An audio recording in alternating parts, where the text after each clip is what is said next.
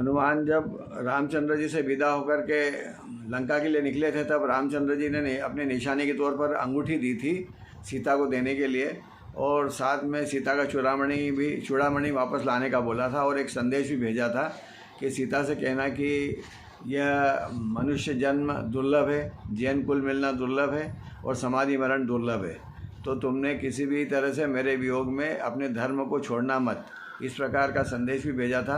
अब जब रवाना होने लगे तो यहाँ पर लंका सुंदरी से उनका प्रेम विवाह हो गया, और लंका सुंदरी ने हनुमान को बताया कि अब तुम रावण के मित्र नहीं रहे, क्योंकि तुमने जो रावण का जो कोर्ट तोड़ा है यहाँ से, इसलिए उसकी आज्ञा भंग की है, तो अब आप संभल करके रहना, क्योंकि अब आप रावण के मित्र नहीं हो। तब हनुमान जो है वो वहाँ से लंका में गए और विभीषण के पास मिले।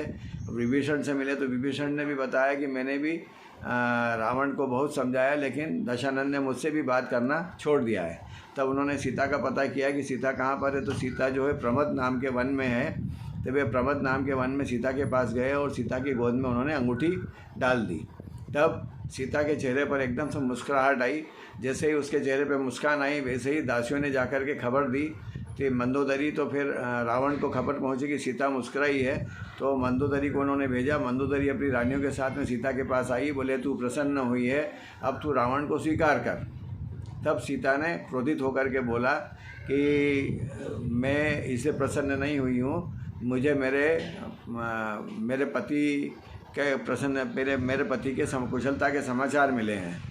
तब मंदोदरी और रानियों ने सोचा कि 8-10 दिन से जो है सीता जो है विक्षुब्ध हो गई है, और वो उस अवस्था में ऐसा बोल रही है कि और ये प्रसन्न हुई है, कुछ उनको समझ में इस तरह की बात आई। तब वो उसी समय उन्होंने सीता ने अंगूठी दिखाई, अपने पति द्वारा भेजी हुई निशानी, ये देखो ये अंगूठी। तब हनुमान जो थे वो छुपे हुए थे, हनुमान भी सामने आ गए, और हनुमान ने उनको दोनों हाथ जोड़कर प्रणाम किया। तब सीता ने बताया कि देखो ये मेरा भाई संदेश लेकर के आया है, और ये अंगूठी यही लेकर के आया है।